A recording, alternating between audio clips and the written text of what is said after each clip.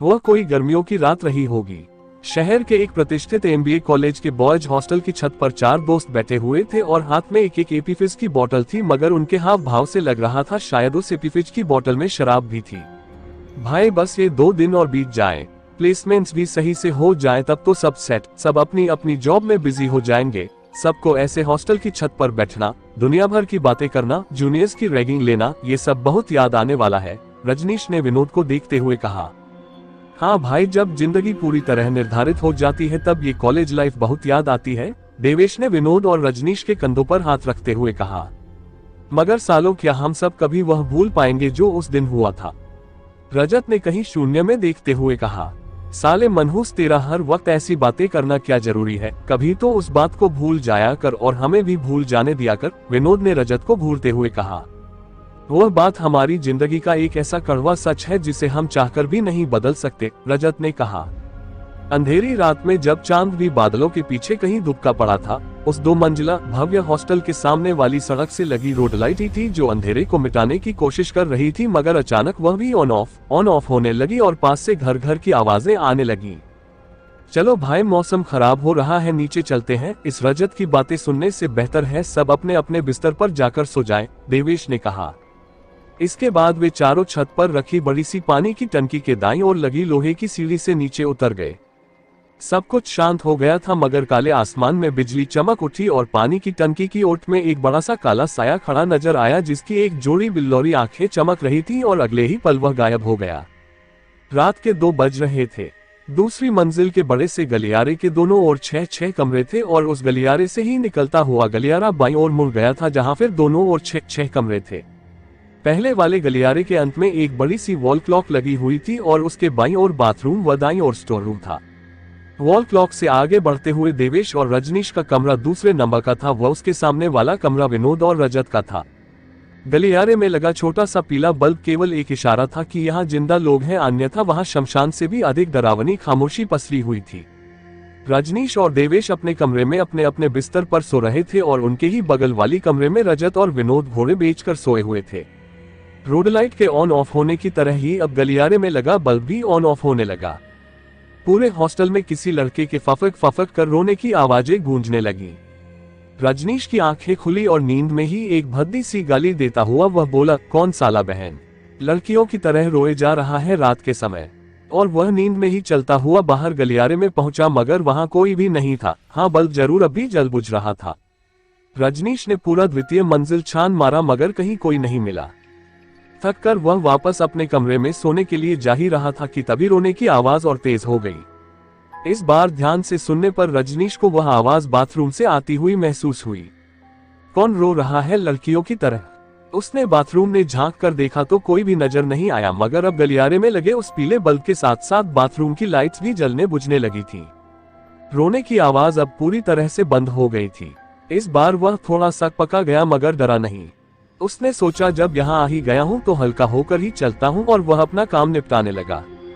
उसे लगा कि कोई है जो उसकी पीठ को घूर जा रहा है, और अचानक ही उसने अपना सिर झटका, मानो अपने दिमाग में आने वाले विचारों को झटक रहा हो, और सामने लगे शीशे को देखने लगा। पर सामने देखते ही तो उसकी रीढ़ की हड्डी में एक ठंड की लहर दौड़ गई। शीशे में उसे वही काला साया नजर आया जिसकी सिर्फ आंखें चमक रही थी, बिल्ली जैसी डरावनी आंखें। वे आंखें धीरे धीरे रजनीश के करीब आ रही थी और करीब आती गई। रजनीश उन आंखों को पहचान चुका था, मगर उसे यह यकीन नहीं हो रहा था कि यह साया वही है। पहचान तो तू गया ही है, अब देर मत कर, चल मेरे साथ, उस काले साये ने आवाज में एक अलग ही लचक के साथ कहा। नहीं नहीं, मैं कहीं नहीं जाऊंगा। और तू लौट कैसे आया साले? कहता हुआ रजनीश उस साये को मारने के लिए पलटा, मगर उसने रजनीश को दूर धक्का दे दिया और अपने बाईं ओर लगे वॉशिंग मशीन को उखाड़कर उसके सर पर फेंक दिया। खून का एक फव्वारा निकला और अगले ही पल सब शांत। वह साया गायब हो चुका था। अगली सुबह तक पुलिस, वार्डन और हॉस्टल के लड़के उस बाथरूम में खड़े हुए थे। रजनीश की लाश को पहचानना मुश्किल हो चुका था। इधर देवेश, विनोद और रजत का चेहरा पीला पड़ चुका था। आखिर उनका दोस्त अब उनके बीच नहीं था, और जिस बेरहमी से उसका खून किया गया था उसे देखकर तो कोई भी डर जाता। उन तीनों का वह दिन जितनी मुश्किल से बीता था, रात उससे भी ज्यादा मुश्किल से बीतने वाली थी। रात हो गई थी। तीनों ने मुश्किल से खाना खाया और अपने अपने कमरे में चले गए। उन्हें अभी यकीन ही नहीं हो रहा था कि जिस रजनीश के साथ बैठकर वे बीती रात अपने आगामी भविष्य की योजना बना रहे थे वही रात रजनीश की आखिरी रात थी। विनोद और रजत तो अपने कमरे में साथ थे, जैसे तैसे उनका समय कट रहा था, मगर देवेश अपने कमरे में अकेला था। उसे रह रहकर रजनीश की डरावनी लाश याद आ रही थी। जैसे तैसे आंखें मूंद कर वह सोने की कोशिश करने लगा। रात के किसी पहर उसकी नींद दरवाजे पर हुई दस्तक के कारण खुल गई। देवेश, उस आगंतुक ने बाहर से आवाज दी। वह आवाज तो विनोद की थी, मगर उसमें जो लचक थी उससे देवेश अनजान न था। विनोद, देवेश ने घबराते हुए पूछा। दरवाजा खोल। वह आवाज अब अपनी लचक खोकर भयानक और डरावनी हो गई थी। देवेश के कमरे की लाइट भी बंद हो चुकी थी। अब उसे समझ आ गया था कि उसके कमरे के बाहर वह आगंतुक कौन था। खोल दरवाजा। वही भयानक आवाज फिर गूंजी। अब देवेश डर से चिल्लाने लगा था, इधर उधर भागने लगा था। भड़ाक की आवाज हुई और दरवाजा टूटकर जमीन पर गिर चुका था। जय, तू? देवेश का डरा हुआ स्वर निकला। हाँ मैं। क्या गलती थी मेरी? तुम लोगों ने मुझे किस गलती के लिए इतना जलील किया था? जीते जी तो मुझमें ताकत नहीं थी तुम सबको जवाब देने की, मगर अब मरने के बाद मुझमें ताकत भी है और शक्ति भी। अब बदला मैं लूंगा, उस साये ने कहा जिसे अभी अभी देवेश ने जय कहकर संबोधित किया था। वो एक झटके में ही देवेश के सामने आ खड़ा हुआ और देवेश डर से कांपने लगा। मुझे छोड़ दे जय, मैंने वह सब जानबूझकर नहीं किया था। जाने देना भाई जय, प्लीज मुझे छोड़ दे। देवेश घिघियाता हुआ जय के सामने हाथ जोड़कर खड़ा था। कभी मैं भी ऐसे ही घिघियाया था, तुमने छोड़ा था मुझे, जय ने गुस्से में गरजते हुए कहा। वह अब भी एक साये के रूप में ही था। उस घुप्पर अंधेरे में सिर्फ उसकी बिल्लौरी आंखें चमक रही थीं। जय मुझे छोड़ दे। देवेश का वाक्य पूरा होने से पहले ही एक गुलाबी रंग का दुपट्टा हवा में उड़ता हुआ आया और उसका एक सिरा देवेश के गले के चारों ओर गोल गोल लिपटता गया और दूसरा सिरा पंखे में जाकर बंध गया। देवेश हवा में झूल गया, उसकी जीभ बाहर लटक गई थी और गर्दन एक ओर मुड़ गई थी। जय जा चुका था अपना एक और बदला लेकर। दरवाजा वापस अपनी जगह लग गया था, बिल्कुल पहले की तरह। अगली सुबह जब देवेश बहुत देर तक भी अपने कमरे से बाहर नहीं निकला तो रजत और विनोद ने वार्डन को बुला लिया और इसके बाद जब देवेश के कमरे का दरवाजा तोड़ा गया तो सब सन रह गए। देवेश की लाश पंखे से लटकी हुई थी और उसमें सफेद रंग के कीड़े रेंग रहे थे। लाश पूरी तरह से सड़ चुकी थी। अब पूरे हॉस्टल में दहशत फैल चुकी थी। किसी के कुछ समझ नहीं आ रहा था कि यह कौन है जो एक एक कर हॉस्टल के लड़कों की जान ले रहा है, और इससे भी बड़ा सवाल आखिर क्यों। चारों दोस्तों में से अब रजत और विनोद ही बचे थे। देवेश के गले में लटके उस गुलाबी दुपट्टे को देखकर रजत और विनोद को अब कुछ कुछ अंदेशा होने लगा था कि वह कौन है जिसने देवेश और रजनीश दोनों की जान ली है। भाई मुझे लगता है जय वापस आ गया है, रजत ने कहा। तू चुप हो जा रजत, बिना बात की बात मत कर, विनोद ने डर और गुस्से के मिले जुले भावों से कहा। मैं सच कह रहा हूँ विनोद, तुझे याद नहीं वह गुलाबी दुपट्टा? वह दुपट्टा अंतिम समय में जय के पास था। ये कहते हुए रजत का चेहरा सफेद पड़ चुका था।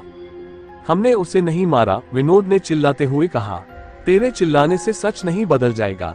हाँ मान लेता हूँ कि हमने उसे नहीं मारा, मगर उसके मरने की वजह तो हम ही थे, रजत ने विनोद को हिकारत से देखते हुए कहा।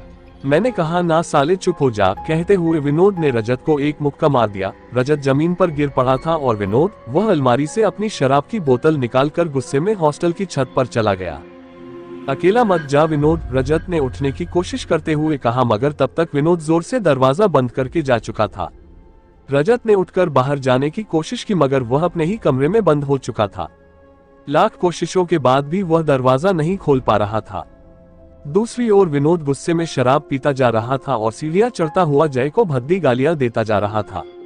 अंधेरे में आगे बढ़ते हुए विनोद को लगा कि पानी की टंकी के पास कोई है, मगर उधर झांक कर देखने पर वहां उसे कोई नजर नहीं आया। वह आगे की ओर बढ़ गया और सामने लगी रेलिंग पर हाथ रखकर नीचे देखने लगा। सामने लगी रोडलाइट के तारों पर पैर लटकाए बैठे जय के साए पर उसकी नजर पड़ते ही वह डर के मारे खुद ही पीछे की ओर गिर पड़ा। शराब की बोतल उसके हाथ से छूटकर जमीन पर गिर गई थी, जिससे बहती शराब की आवाज ही सन्नाटे को तोड़ रही थी। विनोद के मुंह से एक भी शब्द नहीं निकल पा रहा था। वह छत के फर्श पर गिरा हुआ केवल पीछे की ओर ही रेंगते रेंगते जा रहा था। सामने रोडलाइट्स के तार पर बैठा जय का साया उसे ऐसे दहशत में देखकर जोर जोर से डरावनी हंसी हंस रहा था। विनोद पीछे रखी पानी की टंकी से सटकर रुक गया। अब वह और पीछे नहीं जा सकता और आगे जाने का तो सवाल ही नहीं था। तारों पर बैठा जय का साया अगले ही पल विनोद के सामने आकर खड़ा हो गया। अब वह स्पष्ट दिखाई दे रहा था। उसका चेहरा बिल्कुल सफेद था, उसकी आंखों में गहरा काजल, माथे पर बड़ी सी बिंदी और होठों पर गहरी गुलाबी लिपस्टिक लगी हुई थी। वह एक गुलाबी रंग का सूट पहने हुए था और उसके गले में पड़े हुए गुलाबी दुपट्टे पर बीती रात मरे हुए देवेश के खून के कुछ छींटे थे। जय के इस रूप को देखकर विनोद का डर से बुरा हाल था, उस अपने सिर की नसें फटती हुई लग रही थी। डर क्यों रहा है विनोद? मेरा ये रूप तो तुम लोगों को बहुत पसंद था न, तो आज क्यों डर रहा है? इतना कहते हुए जय आगे बढ़ा और विनोद की कॉलर पकड़ ली। विनोद की कपकपी छूट रही थी मगर बचने का कोई रास्ता नहीं था। मुझे छोड़ दे जय, हम लोगों ने वह सब जानबूझकर नहीं किया था। जाने देना जय मुझे, जय प्लीज मुझे छोड़ दे, देख तू दो को तो मार चुका है, मुझे छोड़ दे जय प्लीज जय। विनोद भी बिल्कुल देवेश की ही तरह जय के सामने गिड़गिड़ाने लगा। नहीं विनोद, कभी नहीं, मेरे भी कुछ सपने थे अपने भविष्य को लेकर, मगर वे सब तुम चारों की वजह से बर्बाद हो गए और तू कहता है मैं तुझे छोड़ दूं। कभी नहीं विनोद, कभी भी नहीं। दहाड़ते हुए जय ने विनोद को छत से नीचे फेंक दिया। विनोद नीचे जमीन पर गिरा हुआ था और उसके चारों ओर खून ही खून था। इधर रजत अब भी अपने कमरे में कैद था और मदद के लिए पुकार रहा था, मगर बाहर जैसे कोई उसे सुन ही नहीं रहा था। वह रात बीत गई। अगली सुबह सबने विनोद की लाश देखी। अब रजत को यकीन था कि वह जय ही है जो सबको मार रहा है, सबसे अपनी मौत का बदला ले रहा है और अब वह उसे भी नहीं छोड़ेगा। 2 दिन आराम से बीत गए। उस सुबह सबके प्लेसमेंट्स होने थे।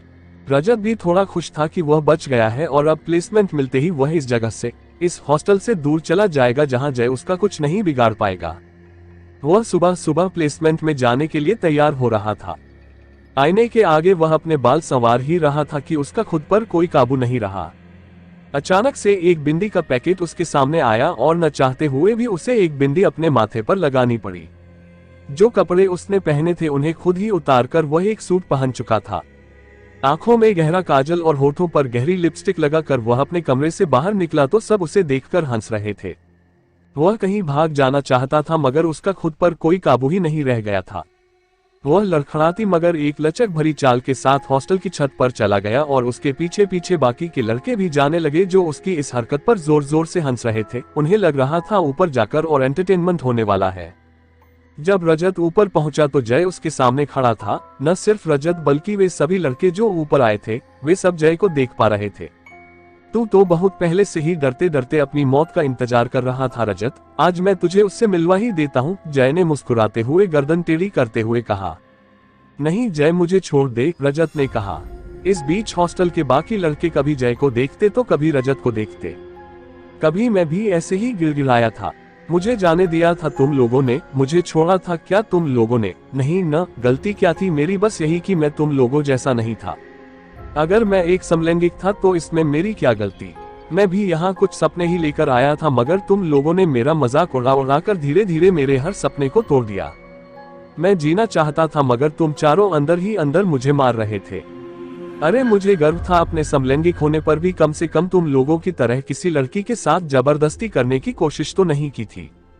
तुम जैसे लोग किसी को भी सुकून से नहीं रहने दे सकते। उस दिन भी मैं अपने रास्ते जा रहा था मगर वहां भी तुम लोगों ने अपनी टांग अड़ा दी।